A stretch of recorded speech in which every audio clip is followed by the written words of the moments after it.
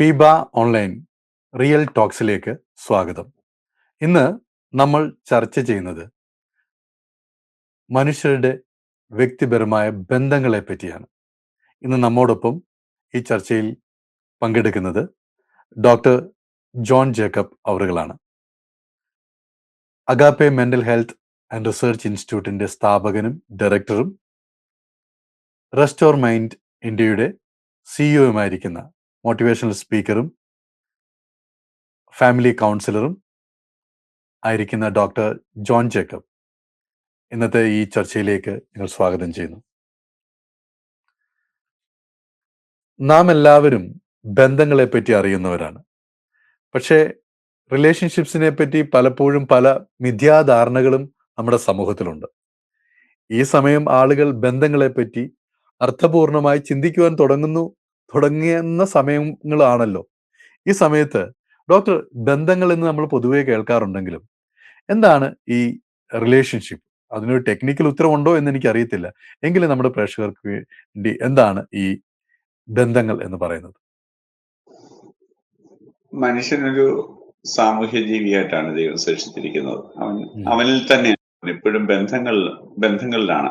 ഒരു കുട്ടി ജനിക്കുമ്പോൾ തന്നെ എൻ്റെ മാതാപിതാക്കളുമായിട്ടൊരു മകൻ എന്നുള്ള ബന്ധത്തിലേക്ക് വന്നു, അല്ലെ മകൾ എന്നുള്ള ബന്ധത്തിലേക്ക് വന്നു, ആ കുടുംബത്തിലെ അംഗം എന്നുള്ള ബന്ധത്തിലേക്ക് വന്നു, ഒരു രാജ്യത്ത് ജനിക്കുമ്പോൾ ആ രാജ്യത്തിലെ പൗരൻ എന്നുള്ള ബന്ധത്തിലേക്ക് വന്നു. ഇങ്ങനെ നമ്മൾ അറിഞ്ഞോ അറിയാതെയോ ധാരാളം ഗ്രൂപ്പിന്റെ ഭാഗമായി വരിക. രണ്ട് മനുഷ്യർ തമ്മിലുള്ള ഏതെങ്കിലും പർപ്പസിന് വേണ്ടിയുള്ള ഇന്ററാക്ഷനെയും ബന്ധങ്ങളെയുമാണ് നമ്മളിവിടെ റിലേഷൻഷിപ്പ് എന്ന് ഉദ്ദേശിക്കുന്നത്. ചിലത് രക്തബന്ധം കൊണ്ടോ ഒക്കെ ഉണ്ടാകുന്നതാകാം, മറ്റേത് ചിലപ്പം ജോലി സ്ഥലത്തുള്ള സഹപ്രവർത്തകർ എന്നുള്ള ബന്ധങ്ങളാവാം, മറ്റ് ചില കോമൺ കോസിന് വേണ്ടി നമ്മൾ ചില ഗ്രൂപ്പിന്റെ ഭാഗമായെന്ന് വരാം. ഇങ്ങനെ പല വിധത്തിലുള്ള ബന്ധങ്ങൾ മനുഷ്യനുണ്ട്. ഓക്കെ, അപ്പോൾ തന്നെ നമ്മൾ കണ്ടുവരുന്ന ഒരു കാര്യം, ചില ആളുകൾ മറ്റുള്ളവരുമായിട്ട് വേഗത്തിൽ ഇടപഴകുന്നതായിട്ടും അവരുടെ ബന്ധം സുരക്ഷിതമായി സൂക്ഷിക്കുവാൻ ചിലർക്ക് അതിന് പ്രത്യേക ഒരു താലന്തുണ്ട് എന്ന് നമ്മൾ കാണുകയാണ്. എന്തുകൊണ്ടാണ് അങ്ങനെ ചില ആളുകൾ മാത്രം അവരുടെ ബന്ധങ്ങൾ സ്ഥാപിക്കുന്നതിൽ അവർ വിജയിക്കുന്നത്, അല്ലെങ്കിൽ ആ ഒരു കാര്യം നിലനിർത്താൻ അവരെ സഹായിക്കുന്നത്? ചിലർക്ക് മനുഷ്യബന്ധങ്ങളോട് പ്രതിപത്തിയുണ്ട്, ബന്ധങ്ങൾ താല്പര്യമുള്ളവരുണ്ട്. എന്നാൽ കഴിവതും നിങ്ങൾ ഒരു പൊല്ലാപ്പായിട്ട് കരുതുകയും അതിന് പോകാതിരിക്കുന്ന ആളുകളും ലോകത്തുണ്ട്. അത് അവര് ബേസിക്കലി ഒരു ബന്ധം തുടങ്ങണമെങ്കിൽ പരസ്പര വിശ്വാസം വേണം. വിശ്വാസം ഉള്ളപ്പോഴാണ് മനുഷ്യനുമായിട്ട് ബന്ധം തുടങ്ങുന്നത്. അപ്പൊ അത് 2 വയസ്സിന് മുമ്പുള്ള ഒരു അമ്മയും കുട്ടിയും തമ്മിലുള്ള അറ്റാച്ച്മെന്റിൽ നിന്നാണ് കുട്ടിക്ക് ഒരു ബന്ധം വേണോ വേണ്ടായോ എന്ന് ചിന്തിക്കുന്നത്. അപ്പം ചില ആദ്യത്തെ ബന്ധം തന്നെ ആരോഗ്യകരമായില്ലെങ്കിൽ കുട്ടി പലപ്പോഴും ചിന്തിക്കും ഈ ബന്ധങ്ങൾ കഴിവതും ഒഴിവാക്കാമെന്ന് ചിന്തിക്കും. മറ്റു ചിലർക്കാണെങ്കിൽ ബന്ധത്തോട് താല്പര്യം വരും. അപ്പം വളരെ ചെറുപ്പം തന്നെ കുട്ടിക്ക് ആദ്യ മനുഷ്യബന്ധങ്ങൾ ഉണ്ടാകുന്ന അനുഭവങ്ങളിൽ നിന്ന് ബന്ധങ്ങൾ ഒരു സുരക്ഷിതവും നല്ലതുമാണെന്ന് ചിന്തിക്കുന്നവരും ബന്ധങ്ങൾ ഒരു തലവേദനയാണ്, പ്രശ്നമാണെന്ന് ചിന്തിക്കുന്നതും ഒരു മനോഭാവത്തിലേക്കും കുട്ടി മാറും. ഓക്കെ, അപ്പോൾ ആദ്യം ഒരു കുട്ടി ജനിച്ചു കഴിയുമ്പോൾ ആ കുട്ടിക്ക് ലഭിക്കുന്ന സാഹചര്യങ്ങൾ, അല്ലെങ്കിൽ അമ്മയിൽ നിന്നോ കെയർ ടേക്കറിൽ നിന്നോ ആരാണോ സംരക്ഷിക്കുന്നത് അവരിൽ നിന്ന് ലഭിക്കുന്ന നല്ല ബന്ധങ്ങൾ അവരുടെ ജീവകാലം മുഴുവൻ നിലനിൽക്കുമെന്നാണോ ഡോക്ടർ പറയുന്നത്? തീർച്ചയായിട്ടും മനുഷ്യനോട് ഇടപെടുന്നതിനോടൊരു പ്രതിപത്തിയും വിപ്രതിപത്തിയും ഉണ്ടാവാൻ സാധ്യതയുണ്ട്. കാരണം എങ്ങനെയാണ് ആദ്യത്തെ ബന്ധങ്ങൾ, അപ്പൊ മനുഷ്യബന്ധങ്ങൾ നല്ലതാണെന്ന് കുട്ടിക്ക് തോന്നിയാൽ കുട്ടിക്ക് മനുഷ്യ ഇടപെടുന്നതിൽ താല്പര്യം കാണും. എന്നാൽ മനുഷ്യബന്ധങ്ങൾ ഒരു വേദനയാണ്, അത് സുരക്ഷിതമല്ല, കഴിവതും ആളുകളിൽ നിന്ന് ഒഴിഞ്ഞു ജീവിക്കുന്നതാണ് സുരക്ഷിതമെന്ന് കുട്ടിയാൽ ചിലരാണെങ്കിൽ ബന്ധങ്ങൾ തന്നെ കഴിവതും ഒഴിവാക്കും. മറ്റു ചിലർ ബന്ധങ്ങളെ കുറിച്ച് എപ്പോഴും ആശങ്കയുള്ളവരായിട്ട് മാറും. ചിലർക്ക് എപ്പോഴും എന്നെ അവഗണിക്കുമോ തഴയുമോ എന്തായി തീരുമെന്ന് ആശങ്ക കാണും. കുറച്ചു പേർക്ക് ബന്ധങ്ങളിൽ ഒരു ഉറപ്പാണ്, അവർക്ക് അവരെ അംഗീകരിക്കുമോ എന്നുള്ളതിനെ കുറിച്ചോ സ്വീകരിക്കപ്പെടുമോ എന്നുള്ളതിനെ കുറിച്ചോ സംശയമേ ഇല്ല. എന്നാൽ ഒത്തിരി പേർക്ക് ഈ ബന്ധങ്ങളെ കുറിച്ച് എപ്പോഴും സംശയവും ആശങ്കകളുമാണ്. ചിലർ അതുകൊണ്ട് ബന്ധം വേണ്ടാതെ വെക്കും, ചിലർ എപ്പോഴും ആൻഷ്യസ് ആയിട്ടാണ് ബന്ധങ്ങൾ ഒഴിവാക്കുന്നത്, ചിലർ ബന്ധം തന്നെ അവോയ്ഡ് ചെയ്ത് ശ്രമിക്കും, ചിലർ അത് ടൂ മച്ച് ഡിപെൻഡന്റ് ആയ ബന്ധങ്ങളിലേക്കും പോകും. ഓക്കെ, ഒരു പക്ഷേ നമ്മള് വളരെ ആളുകൾ ചിന്തിക്കുന്ന ഒരു കാര്യമാണെങ്കിലും നേരത്തെ ശരിക്കും ഒരു കുഞ്ഞും അമ്മയും തമ്മിലുള്ള ബന്ധം അത് എൻവയോൺമെന്റിൽ ബാക്കി പ്രശ്നങ്ങളോ അല്ലെങ്കിൽ മറ്റ് ശബ്ദങ്ങളോ ഒന്നുമില്ലാത്തൊരു കാലഘട്ടം ഉണ്ടായിരുന്നു. എന്നാൽ ഇന്ന് ഈ ആളുകളെക്കാട്ടിലും കുറച്ചുകൂടെ മാധ്യമങ്ങൾ അല്ലെങ്കിൽ ഫോണുകളും അങ്ങനെയുള്ള മറ്റു കാര്യങ്ങളൊക്കെ ചെറുപ്പം മുതലേ കുട്ടികൾക്ക് അതുമായിട്ടുള്ള ബന്ധം സ്ഥാപിക്കപ്പെടുന്നു എന്ന് നമ്മൾ പറയുന്നത് ശരിയല്ലേ? അത് കുറച്ചുകൂടി ലേറ്റ് ആയിട്ട് ബന്ധങ്ങൾ സ്ഥാപിക്കുന്ന ഒരു അവസ്ഥയിലേക്ക് പോകും. ഇപ്പം ഉം. ആ, പലരുമായിട്ട് ബന്ധപ്പെടാൻ കുട്ടിക്ക് ഒരു സാധ്യത ഇതുപോലുള്ള മാർഗത്തിൽ കൂടെ ഉണ്ട്. അങ്ങനെയുള്ള ഉം. ബന്ധങ്ങൾ പോകുമ്പോൾ പലപ്പോഴും വീട്ടിലുള്ളവരുമായിട്ടുള്ള ബന്ധത്തിന്റെ ടൈം കുറയുന്നു. അത് കുറച്ചുകൂടെ ഉം. മുതിർന്ന സോഷ്യൽ മീഡിയ ഒക്കെ ഉപയോഗിക്കുന്ന ഫോണൊക്കെ ഉപയോഗിക്കാൻ തുടങ്ങുന്ന കാലം. മറ്റേ ഞാൻ ഓക്കെ. പറഞ്ഞത് അതിനേക്കാൾ ഏർലി ഉള്ള സ്റ്റേജിനെ കുറിച്ചാണ്. ഓക്കെ. ഞാൻ ഉദ്ദേശിച്ച ചിലപ്പോഴൊക്കെ കുട്ടികൾക്ക് കാർട്ടൂണുകളും അപ്പൊ കുട്ടികൾക്ക് കൂടുതൽ ബന്ധം വീട്ടുകാരെക്കാട്ടിലും അവരുടെ കാർട്ടൂൺ ക്യാരക്ടേഴ്സുമായിട്ടോ അല്ലെങ്കിൽ അവർ കേൾക്കുന്ന ഏതെങ്കിലും ഗെയിം അതൊക്കെ ആയിട്ടല്ലേ കൂടുതൽ അവർക്ക് റിയലിസ്റ്റിക് അല്ലാത്ത ബന്ധങ്ങൾ ചെറുപ്പത്തിൽ ചിലപ്പോൾ ഇന്നത്തെ ഈ സാഹചര്യത്തിൽ ഉണ്ടാകാറില്ലേ? ഉണ്ട്. കാരണം പണ്ട് നമുക്കറിയാമല്ലോ മാതാപിതാക്കള് നമ്മുടെ ഒരു അഗ്രികൾച്ചർ സൊസൈറ്റി ആയിരുന്നു. അപ്പം കൂടുതലും ഉം. മാതാപിതാക്കളും ഉണ്ടായിരുന്നു. കുട്ടികളോടൊപ്പം ഉം. ഏറെ സമയം ചിലവഴിക്കാൻ കുട്ടികളുടെ മാതാപിതാക്കൾ എപ്പോഴും അവർ അറൗണ്ട് ഉണ്ടായിരുന്നു. എന്നാൽ അടുത്ത ഉം. കാലത്ത് ആദ്യം പിതാവ് മാത്രം ജോലിക്ക് പോയി. കുറച്ചുകൂടെ കഴിഞ്ഞപ്പോൾ അമ്മമാരും ജോലിക്ക് പോയി. ഇപ്പൊ രണ്ടുപേരും ഒക്കെ ജോലിക്ക് പോകുമ്പോൾ പലപ്പോഴും കുഞ്ഞുങ്ങൾ കൂടുതൽ സമയം അപ്പൊ അവര് വീട്ടിലുള്ളപ്പോൾ തന്നെ അവർക്ക് പോകാനുള്ള തിരക്കുകളും പോകുന്ന പല കാര്യങ്ങളും ജോലി സംബന്ധമായ ക്രമീകരണങ്ങളും ചെയ്യണം, വീട്ടിലെ കാര്യങ്ങൾ ചെയ്യണം. അപ്പോൾ ഉം. കുട്ടിയോടൊപ്പം പഴയ പോലെ സമയം ചെലവഴിക്കാനുള്ള സാധ്യതകൾ വളരെ കുറഞ്ഞു. അപ്പോൾ കുട്ടിയെ വഴക്കുണ്ടാക്കാതിരിക്കാൻ പലപ്പോഴും നമ്മൾ എന്ത് ചെയ്യും, ഒരു അറ്റൻഷന് വേണ്ടി TV തുറന്നു കൊടുക്കുന്നു, അല്ലെങ്കിൽ മൊബൈൽ ഓൺ ചെയ്ത് കൊടുക്കുന്നു. കുട്ടി അതുമായിട്ടൊക്കെ ഇരുന്നോട്ടെന്ന് വിചാരിക്കുന്നു. അങ്ങനെ കുട്ടി റിയൽ കഥാപാത്രങ്ങളെക്കാൾ കൂടുതൽ അൺറിയൽ ആയിട്ടുള്ള കഥാപാത്രങ്ങളുമായിട്ടോ അല്ലെങ്കിൽ ഡിസ്റ്റന്റ് ആയിട്ടുള്ള ആളുകളുമായിട്ടോ കൂടുതൽ റിലേറ്റ് ചെയ്യാൻ തുടങ്ങും. ഉം. ഓക്കെ. ഈ സമയത്ത് നമ്മൾ ഓർക്കേണ്ട ഡോക്ടർ പറഞ്ഞു ചെറുപ്പത്തിൽ തന്നെയുള്ള അമ്മയും കുഞ്ഞും ഉള്ള ഒരു റിലേഷൻഷിപ്പ് തന്നെ പിന്നീടുള്ള ജീവകാലം മുഴുവൻ നിലനിൽക്കുന്ന പല ബന്ധങ്ങൾക്കും അതൊരു അടിത്തറയാണ് എന്ന് പറഞ്ഞു. ആ ഒരു മനുഷ്യന്റെ ജീവചക്രം അല്ലെങ്കിൽ ലൈഫ് സർക്കിൾ ശൈശവം, പിന്നെ കൗമാരം, യൂത്ത് അല്ലെങ്കിൽ ഈ വാർദ്ധക്യം എന്ന് പറയുന്ന പോലെ തന്നെ പല സ്റ്റേജുകളുണ്ടല്ലോ. ഇപ്പം ഈ റിലേഷൻഷിപ്പിന് ബന്ധങ്ങൾക്കും ഇങ്ങനെയുള്ള പല ഘട്ടങ്ങളുണ്ടോ? അങ്ങനെ എന്തെങ്കിലും ആളുകൾ തീർച്ചയായിട്ടും. അതിനെപ്പറ്റി ഉം. ആദ്യം ഇവിടെ ഫാമിലിയുമായിട്ടാണല്ലോ, കുട്ടി ഒരു ഫാമിലിയിലെ അംഗമായിട്ടാണല്ലോ ജനിക്കുന്നത്. അപ്പോൾ കൂടുതലും ഓക്കെ. ഫാമിലിയിലുള്ളവരുമായിട്ടാണ് ആദ്യം കുട്ടി അറ്റാച്ച്ഡ് ആകുന്നത്. ഉം. അപ്പൊ അവിടുത്തെ നല്ലതാണെങ്കിൽ, അവർ സെക്യൂർ ആണെങ്കിൽ, ബന്ധങ്ങളിൽ നിന്ന് കുട്ടിക്ക് നല്ല അനുഭൂതികളാണ് ലഭിക്കുന്നെങ്കിൽ ഉം. കുറച്ചുകൂടെ വിശാലമായ ലോകത്തേക്ക് ബന്ധപ്പെടാൻ കുട്ടിക്ക് താല്പര്യം കാണും.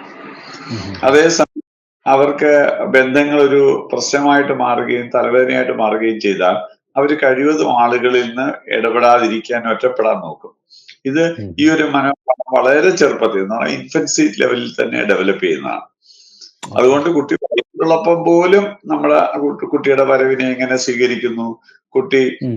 ഒരു പ്രതീക്ഷിച്ചിരുന്ന് നമ്മള് വരവ് കാത്തിരുന്ന് കിട്ടുന്ന ഒരു കുട്ടിയാണോ, അതോ കുട്ടി ഉണ്ടായെന്നറിയുമ്പോൾ തന്നെ നമ്മൾ ഷോക്ക്ഡ് ആണോ, കുട്ടിയുടെ ഉം. വരവിനെ നമ്മൾ പ്രതീക്ഷയോട് കാത്തിരിക്കുകയാണോ, അതോ മനസ്സിലൊരു ഉം. അവഗണനയുണ്ടോ, ഷോക്കാണോ, ഇതൊക്കെ കുട്ടിക്ക് സെൻസ് ചെയ്യാൻ പറ്റും.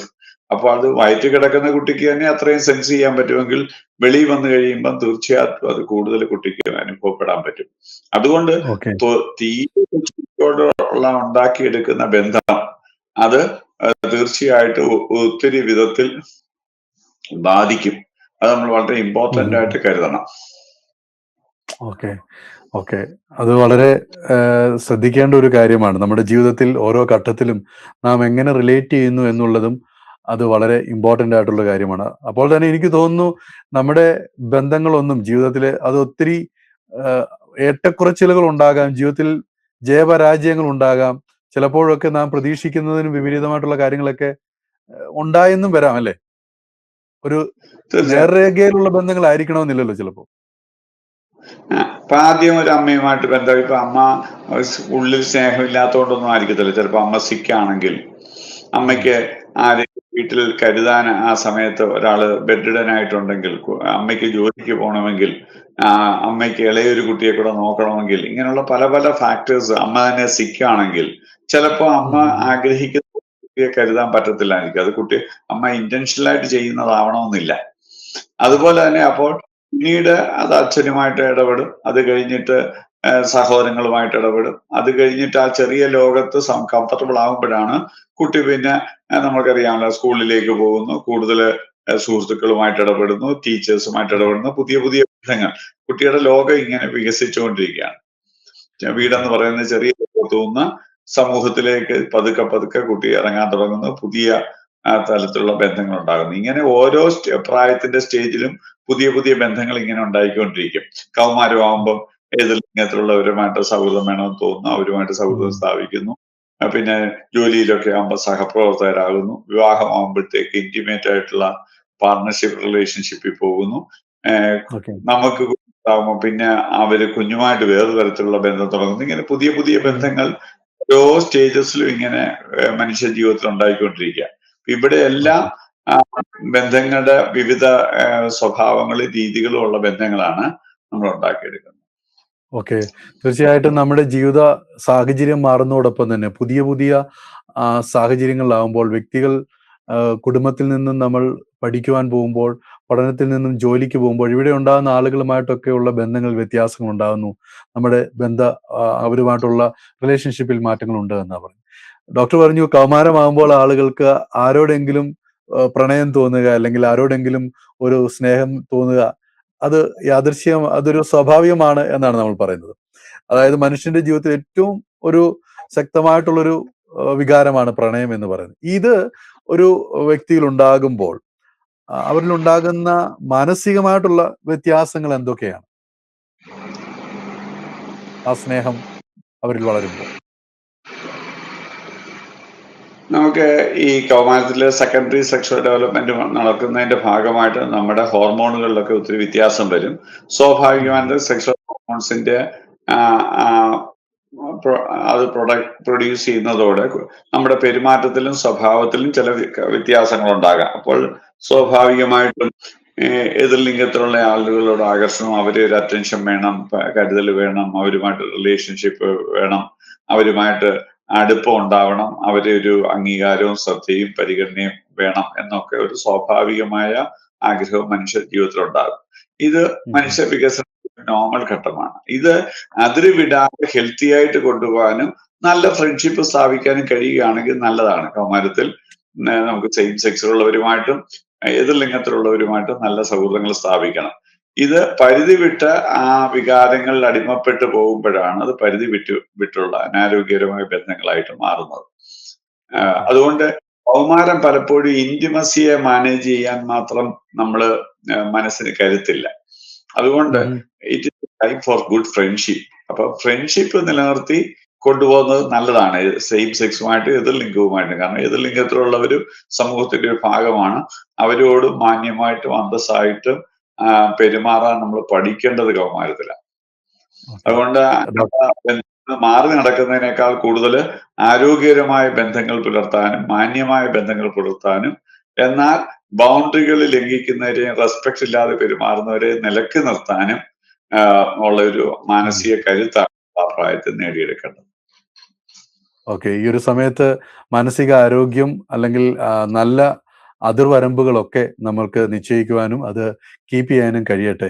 ഈ സമയത്ത് ആളുകൾ പറയാറുണ്ട് അല്ലെ, സ്നേഹത്തിന് കണ്ണില്ല, മൂക്കില്ല, അല്ലെങ്കിൽ ഇത് ലവ് ഈസ് ബ്ലൈൻഡ് എന്ന് പറയാറുണ്ട്. ആ ഒരു സാഹചര്യത്തിൽ വളരെ ശ്രദ്ധിക്കേണ്ട ഒരു കാലഘട്ടമാണ് ഇത് എന്നാണ് ഡോക്ടർ പറഞ്ഞത്.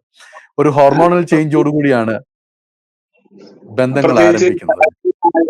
വളരെ നമ്മുടെ സെക്ഷൽ ഫീലിംഗ് ഒക്കെ ഉള്ള സമയത്ത് ഫിസിക്കൽ നിയർനെസ്സിലേക്കും ടച്ചിലേക്കും ഒക്കെ പോയാൽ പലപ്പോഴും ബന്ധത്തിന്റെ ക്രോസ് ലിമിറ്റ്സ് പലപ്പോഴും നമുക്ക് നിയന്ത്രിക്കാൻ പറ്റത്തില്ല. അതുകൊണ്ട് ഫിസിക്കൽ എന്ന് പറഞ്ഞാൽ നോർമൽ ഹെൽത്തി ടച്ചിനെ കുറിച്ചല്ല ഞാൻ പറയുന്നത്. വളരെ സ്വകാര്യമായ ടച്ചുകൾ ഒഴിവാക്കുക. അതുപോലെ തന്നെ ഇമോഷൻ ഷെയറിങ് പലപ്പോഴും എതിർലിംഗത്തിലുള്ളവർ തമ്മിൽ കൗമാരത്തിൽ കുറയ്ക്കുക. എന്നിട്ട് ഗ്രൂപ്പായിട്ടുള്ള മിംഗിളിങ്ങും ഗ്രൂപ്പായിട്ടുള്ള ഇന്ററാക്ഷൻസും ചെയ്യുവാണെങ്കിൽ ആണും പെണ്ണും തമ്മിൽ മാന്യമായിട്ട് പെരുമാറാൻ പഠിക്കുകയും ചെയ്യും. അതേസമയം വ്യക്തിപരമായ ഒരു ഇന്റിമസിയിലേക്ക് പോകാതിരിക്കാനും പറ്റും. അതാണ് ഒരു ഹെൽത്തി ആയിട്ട് ഈ പ്രായത്തിൽ ചെയ്യേണ്ടത്. ഓക്കെ. ഈ സമയത്ത് വളരെ ഡോക്ടർ പറഞ്ഞൊരു കാര്യം, നമ്മൾ കാണുന്ന പല വാർത്തകളും കേൾക്കുന്ന പല കാര്യങ്ങളുമൊക്കെ പലപ്പോഴും ആരോഗ്യകരമല്ലാത്ത ബന്ധങ്ങളിലേക്ക് കൗമാരക്കാർ പോകുന്നത് കൊണ്ടുണ്ടാകുന്ന പ്രതിഫലനങ്ങളൊക്കെ നാം കാണാറുണ്ട്. ഒരു ശക്തമായിട്ടുള്ള വികാരമായി പ്രണയം അല്ലെങ്കിൽ സ്നേഹത്തെ നമ്മൾ നിയന്ത്രിക്കേണ്ടത് ഈ പ്രായത്തിൽ ആവശ്യമാണ്. ഡോക്ടർ പറഞ്ഞ പോലെ തന്നെ ഹോർമോൺ വളർച്ചയോടുള്ള ബന്ധത്തിൽ ഈ ഒരു സ്നേഹം അല്ലെങ്കിൽ ബന്ധങ്ങൾ ആരംഭിക്കുമ്പോൾ ഭൂമിയിൽ തന്നെ ഏറ്റവും നല്ല ബന്ധങ്ങൾക്ക് ഉദാഹരണമാണ് ദമ്പതികൾ തമ്മിലുള്ള ബന്ധം, അല്ലെ? ഒരു ഭാര്യയും ഭർത്താവും തമ്മിലുള്ള അടുപ്പം. ഇത് ഒരു വാക്കുകൊണ്ട് പറയുന്നതിന് അപ്പുറമായിട്ട് അവരുടെ ബന്ധം എങ്ങനെയാണ് ദൃഢമായി തീരുന്നത്? ഒരു ദമ്പതികൾ തമ്മിലുള്ള ബന്ധം മറ്റേത് ബന്ധത്തെക്കാൾ കൂടുതൽ വളരെ ഒരു മനുഷ്യന്റെ എല്ലാ തലത്തിലുമുള്ള വ്യക്തിത്വത്തിന്റെ എല്ലാ തലവും തമ്മിൽ ചേർന്ന് പോകുന്നതാണ്. ശാരീരികമായ അടുപ്പം, മാനസികമായ അടുപ്പം, വൈകാരികമായ അടുപ്പം, ആത്മീയമായ അടുപ്പം, ഇതെല്ലാത്തിന്റെയും കൂടെ ഒരു സമ്മിശ്രണമാണ്. മറ്റൊരു ബന്ധത്തിലും ശാരീരിക ബന്ധം ഒരു ആധ്യാത്മികതയിൽ എല്ലാ മതങ്ങളെ സംബന്ധിച്ചോളം വിലക്കിയിട്ടുണ്ട്. ശാരീരിക ബന്ധം ഭാര്യാഭർത്താക്കന്മാർക്ക് മാത്രമേ അനുവദിച്ചിട്ടുള്ളൂ. എന്നാൽ മറ്റ് എല്ലാ ബന്ധങ്ങളിലും ശാരീരിക അടുപ്പത്തിനുള്ള സാധ്യതയില്ല. മാനസികമായിട്ട് എടുക്കാം, എടുക്കാം. എന്നാൽ ഇവിടെ ശാരീരികമായിട്ടൂടെ അടുക്കുന്ന ഒരു ഡയമെൻഷനൂടെ ദാമ്പത്യ ജീവിതത്തിലുണ്ട്. അപ്പൊ ആ ഒരു അടുപ്പം കൂടെ മറ്റെല്ലാ ബന്ധങ്ങളെ പോലെ ആ വശം കൂടെ ഡെവലപ്പ് ചെയ്യാനും അവിടെ ഒരു ഇന്റിമസി ഡെവലപ്പ് ചെയ്യാനും ഭാര്യ ഭർത്താക്കന്മാർക്ക് കഴിയണം. ഓക്കെ. അത് തുറന്നു പറച്ചിലുകൾ, അന്യോന്യമുള്ള നല്ല ആശയവിനിമയങ്ങൾ ഈ സമയത്ത് വളരെ പ്രാധാന്യം അർഹിക്കുന്നതല്ലേ? കാരണം രണ്ടുപേരും ഒത്തുപോകുന്നതാണല്ലോ കുടുംബജീവിതം. അപ്പം രണ്ടുപേരും ഒത്തുപോകണമെങ്കിൽ എല്ലാ കാര്യങ്ങളും രണ്ടുപേരും ഒരുപോലെ അല്ല. രണ്ട് വീട്ടിൽ ജനിച്ച് രണ്ട് പശ്ചാത്തലമുള്ള ആണും പെണ്ണുമായ രണ്ട് പേഴ്സണാലിറ്റി ഉള്ളവര്, രണ്ട് ബ്രോട്ടപ്പിൽ വളർന്ന രണ്ടുപേരും ഒത്തുപോകണമെങ്കിൽ വളരെയേറെ കമ്മ്യൂണിക്കേറ്റ് ചെയ്ത് അങ്ങോട്ടും ഇങ്ങോട്ടും ഡിഫറൻസസ് മനസ്സിലാക്കി അതിനെ അക്സെപ്റ്റ് ചെയ്ത് അഡ്ജസ്റ്റ് ചെയ്ത് പോയെങ്കിൽ മാത്രമേ അവർക്ക് ഒന്നിച്ചു പോകാൻ പറ്റൂ. അപ്പൊ പരസ്പരം മനസ്സിലാക്കുന്നതിൽ, ഈ ഡിഫറൻസസിനെ അംഗീകരിച്ചോ അത് അഡ്ജസ്റ്റ് ചെയ്ത് പോകാനുള്ള കഴിവ് ഡെവലപ്പ് ചെയ്തെങ്കിൽ മാത്രമേ ഒന്നിച്ചു പോകാൻ പറ്റൂ. അതുകൊണ്ട് ഒരു ഇന്റിമേറ്റ് റിലേഷൻഷിപ്പ് പുലർത്തണമെങ്കിൽ നമ്മൾ മനസ്സിനെ അതുപോലെ ഒത്തിരി പാകപ്പെടുത്തിയാലേ പറ്റൂ. അത് മറ്റൊരാളെ വിശ്വസിക്കാനും ടോട്ടലി മ്യൂച്വലി ഡിപ്പെൻഡന്റ് ആയ ഒരു റിലേഷൻഷിപ്പ്. ടു ഇൻഡിപെൻഡന്റ് ആയ റിലേഷൻ നടക്കത്തില്ല. ടു ഡിപ്പെൻഡന്റ് ആയ മറ്റൊരാൾക്ക് ഭാരമാകും. ഇത് ആവശ്യമില്ലാതെ ഒരാൾക്ക് ഭാരമാകാതിരിക്കാനും ആവശ്യത്തിൽ പരസ്പരം ആശ്രയിക്കാനും പറ്റുന്ന ഒരു ഹെൽത്തി ഇന്റർഡിപെൻഡൻസി ഉണ്ടെങ്കിൽ നമുക്ക് കുടുംബജീവിതം ആരോഗ്യകരമായി കൊണ്ടുപോകാൻ പറ്റും. ചിലർ ടു ഡിപെൻഡന്റ് ആണ്, ചിലർ ടു ഇൻഡിപെൻഡന്റ് ആണ്. ഈ രണ്ടു കൂട്ടർക്കും വിവാഹ ജീവിതം വിജയിക്കത്തില്ല. അപ്പോൾ ഈ പരസ്പര ആശ്രയത്വത്തെ കുറിച്ച് ഞാൻ പറഞ്ഞത്. അമിതമായി ഒരാളെ ചാരാൻ തുടങ്ങിയ ഒരാൾക്ക് അത് ബന്ധഭാരമാകും. അമിതമായി ശ്വാസം കഴിഞ്ഞാൽ ബന്ധത്തിന്റെ ആവശ്യം തോന്നത്തില്ല. അപ്പൊ ആരോഗ്യകരമായ ഒരു ബന്ധം എന്ന് പറഞ്ഞാൽ പരസ്പര ആശ്രയത്വത്തിലുള്ള ബന്ധമാണ്. എന്ന് പറഞ്ഞാൽ ആവശ്യമില്ലാതെ ഒരാൾക്ക് ഭാരമാകാതിരിക്കുകയും എന്നാൽ ആവശ്യത്തിന് പരസ്പരം ആശ്രയിക്കുകയും ആശ്രയത്തെ സ്വീകരിക്കുകയും ചെയ്തെങ്കിൽ മാത്രമേ ഒരു ഇന്റർഡിപെൻഡന്റ് റിലേഷൻഷിപ്പ് പുലർത്താൻ പറ്റൂ. ഇന്റർഡിപെൻഡൻസി ഹെൽത്തി ആയിട്ട് പുലർത്തുന്നവരാണ് കുടുംബജീവിതത്തിൽ നല്ല ബന്ധം കൊണ്ടുപോകുന്നത്. ഓക്കെ, തീർച്ചയായിട്ടും. ഈ അടുത്ത ഒരു കാര്യം, തീർച്ചയായിട്ടും ബന്ധങ്ങളിൽ ഏറ്റവും നാം സൂക്ഷിക്കേണ്ട ഒരു കാര്യം, അത് ശ്രദ്ധിച്ചില്ലെങ്കിൽ ബന്ധങ്ങൾ പലപ്പോഴും ശിഥിലമായി തീരുവാൻ സാധ്യതയുണ്ട്. അതായത് രണ്ട് വ്യക്തികൾ തമ്മിലുള്ള ബന്ധത്തിൽ ഏറ്റവും പ്രധാനപ്പെട്ട ഒരു കാര്യം എന്ന് പറയുന്നത് അന്യോന്യമുള്ള വിശ്വാസ്യതയാണ്, ട്രസ്റ്റാണ്. അപ്പം ആ ഒരു ട്രസ്റ്റ് നഷ്ടപ്പെട്ട ഒരാളുടെ വിശ്വാസ്യത നഷ്ടപ്പെട്ടാൽ ആ ബന്ധം ശിഥിലമാകുകയാണ്. വിശ്വസ്തത അല്ലെങ്കിൽ ഈ ട്രസ്റ്റ് കാത്തു സൂക്ഷിക്കാൻ എന്താണ് നാം ചെയ്യേണ്ടത്? ഒന്ന്, ജീവിത പങ്കാളി ഒന്നാമത്തെ ആൾ. അപ്പൊ ജീവിത പങ്കാളി, ഞാൻ വിവാഹം കഴിക്കുമ്പോൾ നമ്മൾ തീരുമാനിക്കുന്നത് ഇന്ന് തൊട്ട് എന്റെ ജീവിതത്തിലെ ഒന്നാം സ്ഥാനം പരസ്പരം മറ്റേയാൾക്ക് കൊടുക്കും എന്നാണ്. അപ്പൊ ആ ഒന്നാം സ്ഥാനം ആ ആൾക്ക് നഷ്ടപ്പെടുന്ന ഏതവസ്ഥ വന്നാലും അത് അവിശ്വസ്തതയാണ്. എന്ന് പറഞ്ഞാൽ ഭർത്താവിനേക്കാളും ഭാര്യയെക്കാളും മറ്റാർക്കെങ്കിലും നമ്മൾ പ്രാധാന്യം കൊടുക്കുമ്പോൾ ഈ പ്രത്യേക കമ്മിറ്റ്മെന്റ് റിലേഷൻഷിപ്പിൽ നിന്നുള്ള ഒരു അന്യത്വമാണ് ഉണ്ടാകുന്നത്. അപ്പൊ അവിടെ ചിലപ്പം ഒരു അവിഹിത ബന്ധമൊന്നും വേണമെന്നില്ല. പക്ഷെ സ്വന്തം പങ്കാളിയേക്കാൾക്ക് ആർക്ക് പ്രാധാന്യം കൊടുക്കുന്നത് പങ്കാളിക്ക് തോന്നിയാലും ആ മ്യൂച്വൽ ട്രസ്റ്റ് നഷ്ടപ്പെടും. അതേസമയം ഞാൻ കഴിഞ്ഞേ ഉള്ള ആര് വന്ന് ചിന്തിച്ചു കഴിഞ്ഞാൽ പിന്നെ ആ ബന്ധത്തിൽ ഒരു പ്രശ്നവുമില്ല. അത് നല്ല ബന്ധമായിട്ട് പോകും. ദൈവം ഓക്കെ. ഒഴിച്ച് ആർക്കും പങ്കാളിയേക്കാൾ കൂടുതൽ പ്രാധാന്യം കൊടുക്കാതിരിക്കുക. അത് എല്ലാ പങ്കാളിയും എന്റെ പങ്കാളിയുടെ ജീവിതത്തിൽ എനിക്ക് ഒന്നാം സ്ഥാനം വേണമെന്ന് ആഗ്രഹിക്കുന്നു. അത് ഉണ്ടെന്ന് ഉറപ്പുണ്ടെങ്കിൽ ആ ബന്ധം സ്മൂത്തായിട്ട് പോകും. ആ സ്ഥാനം എനിക്ക് നഷ്ടപ്പെടുന്നെന്ന് തോന്നുമ്പോഴാണ് പലപ്പോഴും ബന്ധത്തിൽ വിള്ളലുണ്ടാകുന്നത്. ഓക്കെ. ഈ വിശ്വസ്തത അല്ലെങ്കിൽ വിശ്വാസ്യത നഷ്ടപ്പെടുന്നത്. അതെ. തീർച്ചയായിട്ടും നാം ഇന്ന് കേട്ടത് ബന്ധങ്ങൾ ഒരു മനുഷ്യനെ സംബന്ധിച്ചിടത്തോളം വളരെ പ്രധാനപ്പെട്ടതാണ്. ദൈവം നമ്മളെ സൃഷ്ടിച്ചിരിക്കുന്നത് തന്നെ അന്യോന്യം ഉള്ള സഹവർത്തിത്വത്തിൽ മായിട്ടുള്ള ഇടപെടുവാനും മറ്റുള്ളവരെ സ്നേഹിക്കാനും ഒക്കെയാണ് ദൈവത്തിന്റെ സൃഷ്ടിയുടെ ഉദ്ദേശം തന്നെ. നമ്മുടെ ഈ ബന്ധങ്ങൾ ആരംഭിക്കുന്നത് ഒരുപക്ഷെങ്കിൽ ഒരു ഹോർമോൺ ചേഞ്ച് കൊണ്ടോ അല്ലെങ്കിൽ അങ്ങനെയുള്ള ആ ഒരു വ്യക്തി ആണെങ്കിൽ പോലും അത് പിന്നീട് അന്യോന്യമുള്ള കമ്മ്യൂണിക്കേഷൻ വഴി ദമ്പതികൾ ആകുമ്പോൾ അന്യോന്യമുള്ള ആശയവിനിമയം വഴിയൊക്കെ അത് തുടരുന്നു. വിശ്വാസത്തിൽ അത് നിലനിൽക്കുന്നു എന്നാണ് നാം കേട്ടത്. ഇന്നത്തെ ഈ റിയൽ ടോക്സിൽ ഡോക്ടർ എന്താണ് ഇന്നത്തെ സാഹചര്യത്തിൽ ബന്ധങ്ങളെ പറ്റിയുള്ള സ്വാധീനത്തെ പറ്റി പറയാനുള്ളത്? കാരണം ഇന്ന് പലപ്പോഴും ആളുകൾ റോബോട്ടിക് ആയിട്ടുള്ള സ്നേഹം അല്ലെ അങ്ങനെയുള്ള മാനുഷിക ബന്ധങ്ങളെക്കാൾ അപ്പുറമായിട്ട് പല കാര്യങ്ങളിലും ബന്ധപ്പെടുന്നവരാണ്. അല്ലെങ്കിൽ മാനുഷികമായിട്ടുള്ള ബന്ധങ്ങളെക്കാൾ അധികം കൂടുതൽ സമയം ചെലവഴിക്കുന്നത് മറ്റു കാര്യങ്ങൾക്ക് വേണ്ടിയാണ്.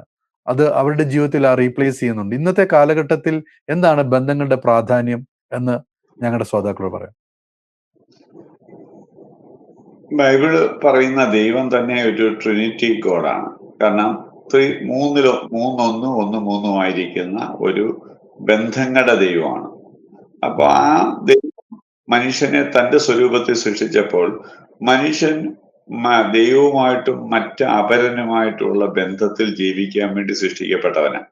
എനിക്ക് ആരുമില്ല ജീവിക്കാൻ, ഞാൻ തന്നെ ജീവിച്ചോളാം എന്ന് ചിന്തിക്കുന്നത് അവന്റെ ആ ജന്മസിദ്ധമായിട്ടുള്ള അവന്റെ നേച്ചറിൽ നിന്ന് തന്നെയുള്ള ഒരു ഒളിച്ചോട്ടമാണ്. അവൻ അങ്ങനെ പറ്റത്തില്ല. കാരണം ദൈവമില്ലാത്ത മനുഷ്യരുമായിട്ട് ബന്ധമില്ലാത്ത മനുഷ്യൻ സത്യത്തിൽ മനുഷ്യനല്ല. അവൻ മനുഷ്യ സ്വഭാവമുള്ളവനായിരിക്കത്തില്ല. അപ്പൊ മനുഷ്യന്റെ എല്ലാ സൈക്കോളജിക്കൽ നീഡ്സും മീറ്റ് ചെയ്യപ്പെടുന്നത് ബന്ധത്തിൽ നിന്ന്. അംഗീകാരം, റെസ്പെക്ട്, സ്നേഹം, കരുതല്, സുരക്ഷിതത്വം, വിട്ടുവീഴ്ച, പൊരുത്തപ്പെടൽ, ഇങ്ങനെയുള്ള എല്ലാ ക്വാളിറ്റീസും നടക്കുന്നത് ബന്ധങ്ങളിലാണ്. അപ്പം ബന്ധങ്ങളില്ലെങ്കിൽ ഇതൊന്നും പ്രാക്ടീസ് ചെയ്യാൻ പറ്റത്തില്ലല്ലോ. അതുകൊണ്ട് നമ്മളിലുള്ള സൈക്കോളജിക്കൽ നീഡ്സ് മീറ്റ് ചെയ്യുന്നത് ബന്ധത്തിൽ നിന്നാണെന്നും ഇപ്പം ബന്ധം ഒഴിച്ചുകൂടാൻ വയ്യാത്ത ഒരു കാര്യമാണെന്നും പിന്നെ ചിലർക്കാണെങ്കിൽ അധികം ബന്ധങ്ങൾ വേണ്ട, ഉള്ളത് കുറച്ച് ഡീപ്പായിട്ടുള്ള ബന്ധത്തിൽ കൊണ്ടുപോകുന്നവരുണ്ട്. ചിലർ നമ്പർ ഓഫ് റിലേഷൻഷിപ്പ്, അത് വ്യക്തിത്വത്തിലെ ഇൻട്രോവേർട്ടും എക്സ്ട്രോവേർട്സും തമ്മിലുള്ള വ്യത്യാസമാണ്. അത് അങ്ങനെ ഇരുന്നുണ്ട്. പക്ഷേ ബന്ധങ്ങൾ ഒഴിവാക്കാൻ പറ്റില്ല. കുറച്ചായാലും കൂടുതലായാലും നമുക്ക് ബന്ധങ്ങൾ ആവശ്യമുണ്ട്. ആ ബന്ധങ്ങളില്ലാതെ അതുകൊണ്ട് ബന്ധങ്ങളിൽ ഒത്തുപോകാൻ പഠിക്കുക എന്ന് പറഞ്ഞാൽ ജീവിതത്തിലെ ഒരു ഒഴിച്ചുകൂടാൻ വയ്യാത്ത നൈപുണ്യമാണ്. അതില്ലെങ്കിൽ മനുഷ്യനായിട്ട് ജീവിക്കാൻ പറ്റില്ല. അതുകൊണ്ട് ബന്ധങ്ങളിൽ ആരോഗ്യകരമായി കൊണ്ടുപോകാനും അവിടെ കമ്മ്യൂണിക്കേഷൻ ചെയ്യുവാനും ആ ബന്ധങ്ങൾ ഉണ്ടാകുന്ന വിള്ളലുകൾ പരിഹരിച്ചു പോകാനും ഒക്കെ പഠിച്ചെങ്കിൽ മാത്രമേ നമുക്കൊരു മനുഷ്യനായിട്ട് ജീവിക്കാൻ പറ്റൂ. ഏതർത്ഥത്തിലും ഒരു അർത്ഥവത്തായ ജീവിതം നയിക്കാൻ പറ്റൂ. അതുകൊണ്ട് ബന്ധങ്ങൾ ഒഴിച്ചുകൂടാൻ വയ്യാത്തതാണെന്നും ബന്ധങ്ങളിൽ നിന്ന് ഒളിച്ചോടാൻ പറ്റത്തില്ലെന്നും ബന്ധങ്ങൾ ഒഴിവാക്കുന്നതല്ല, ബന്ധങ്ങൾ ആരോഗ്യകരമായി കൊണ്ടുപോകുന്നതാണ് നമ്മുടെ സൈക്കോളജിക്കൽ വെൽബീയിങ്ങിനും ഫിസിക്കൽ വെൽബീയിങ്ങിനും ടോട്ടലായിട്ടുള്ള സോഷ്യൽ വെൽബീയിങ്ങിനും അത്യാവശ്യമെന്ന് മനസ്സിലാക്കി ബന്ധങ്ങൾ ആരോഗ്യകരമായി കൊണ്ടുപോകാൻ പഠിക്കുകയും അതിന്റെ പ്രാധാന്യം മനസ്സിലാക്കുകയും ചെയ്യുക. 21-ാം നൂറ്റാണ്ടിലെ ഏറ്റവും വലിയ വെല്ലുവിളികൾ മനുഷ്യനിൽ നിന്ന് ഒറ്റപ്പെട്ട് അവനവൻ തുരുത്തായിട്ട് ജീവിക്കാൻ ശ്രമിക്കുന്നു. അതാണ് അവന്റെ ഏറ്റവും വലിയ പ്രശ്നം. ആ എലോൺനെസ്സിൽ നിന്നും ലോൺലിനെസ്സിൽ നിന്നും ബന്ധങ്ങളാണ് അവനെ പുറത്തു കൊണ്ടുവരുന്നത്. അതുകൊണ്ട് ആരോഗ്യകരമായ ബന്ധങ്ങൾ പുലർത്തി അത് നിലനിർത്തി ജീവിക്കാൻ നമ്മൾ പഠിക്കുകയാണെങ്കിൽ ജീവിതം തന്നെ വളരെ സ്മൂത്ത് ആകും. ഇല്ലെങ്കിൽ ജീവിതം ഭയങ്കര കലുഷിതമാകും. അതുകൊണ്ട് നമ്മുടെ ജീവിതം കലുഷിതമാക്കാതിരിക്കാൻ ആരോഗ്യകരമായ ബന്ധങ്ങൾ പുലർത്താൻ നമ്മൾ പഠിക്കുകയാണ് പരിഹാരം. ഓക്കെ, തീർച്ചയായിട്ടും ബന്ധങ്ങളില്ലാത്ത മനുഷ്യൻ മനുഷ്യനല്ല എന്നാണ് നാം കേട്ടത്. We are not men to survive alone. We are biologically design to bound. നമ്മൾ അന്യോന്യം ഒരുമിച്ച് ഉള്ള ബന്ധം, അത് ആരോഗ്യകരമായിട്ടുള്ള ബന്ധം നമ്മളെ സമൂഹത്തിൽ നിലനിർത്തുന്നു. ഇന്ന് ഞങ്ങളോടൊപ്പം ഈ റിയൽ ടോക്സിൽ സംസാരിച്ച ഡോക്ടർ ജോൺ ജേക്കബിനോടുള്ള പ്രത്യേക നന്ദി FIBA ഓൺലൈൻ്റെ പേരിൽ അറിയിക്കുന്നു. Thank you so much. Thank you doctor four ഞങ്ങളോട് സംസാരിച്ചതിന് നന്ദി. ഞങ്ങളെ ഞങ്ങളോടൊപ്പം ഞങ്ങളെ കേൾക്കുവാൻ ആഗ്രഹിക്കുന്നവർ വീണ്ടും ഞങ്ങളുടെ നിങ്ങളുടെ ആവശ്യങ്ങൾ ഞങ്ങൾ വിളിക്കുവാൻ 9880221957 എന്ന നമ്പറിൽ വിളിക്കുക. നിങ്ങളുടെ അഭിപ്രായങ്ങളും നിങ്ങളുടെ നിർദ്ദേശങ്ങളും ഞങ്ങൾക്ക് അറിയിക്കുവാൻ info@fibaonline.org എന്ന ഇമെയിൽ ഐ ഡി ഉപയോഗിക്കുക. Thank you.